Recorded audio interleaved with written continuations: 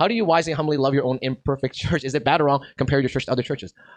Oh man, this was actually part of my calling to ministry, actually, in terms of that. Like, so what happened was, in my third year of university at UBC, I was living at Gage Towers, one of the residents, and I was reading the book of First Timothy one evening. First Timothy chapter 3 are the qualifications of a pastor. I was speaking to the Lord. I read the passage and I was speaking to the Lord, praying to the Lord by myself. And I said, Lord, it would be kind of nice if I served you as a pastor one day. In that very moment when I prayed, the Lord convicted me of my sin. Why? Well, it's from this question, actually. All that time, I was helped by Pastor John Piper's recorded sermons online. I was helped by Willingdon Church's Pastor John Neufeld, who was a pastor there for many years, a great expositional preacher. I was comparing that to my church, the Bible teaching. And the Bible teaching wasn't good. Like that's actually the truth, right? But my attitude was in the wrong place. Same thing. In Campus for Christ Ministry, Power to Change now, we were evangelizing every week, and I'm like, why isn't my church evangelizing? Why don't we care about the lost? I was judging my church, honestly speaking. And the Lord convicted me in my heart saying, James, you claim you love the church. You just love the idea of the church. You don't actually love the people. And I'm like, oh, I'm sorry, Lord. And I was repenting of my sin around that time because my story is that my mom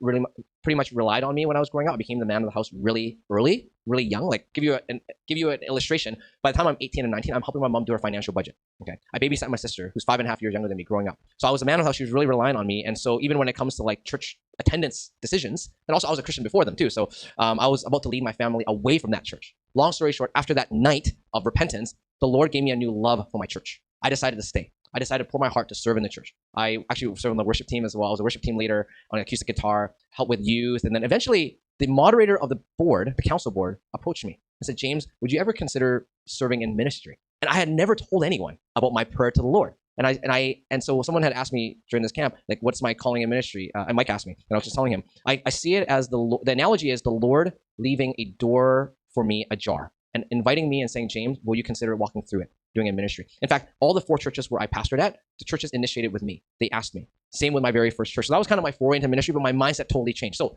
to answer this question, is it bad or wrong to compare your church to other churches? Depends on where your heart goes with that comparison. If your heart goes in comparison and saying, oh, my church is terrible, there's no hope for these people. You know what I mean? I can't wait to leave. You know what I mean? Then that's not good. But if your heart is, you know what? I can learn from other churches, and perhaps, the Lord has placed me in my church for a reason, and perhaps the reason why the Lord has let me see areas where it can be changed is that I can help be a part of the change, beginning with myself, rather than just complain, or leave, right? Both of which are not, well, complaining is definitely not good, but leaving, if you just leave and not tell anybody, which happened before in terms of some of the young people in my previous church,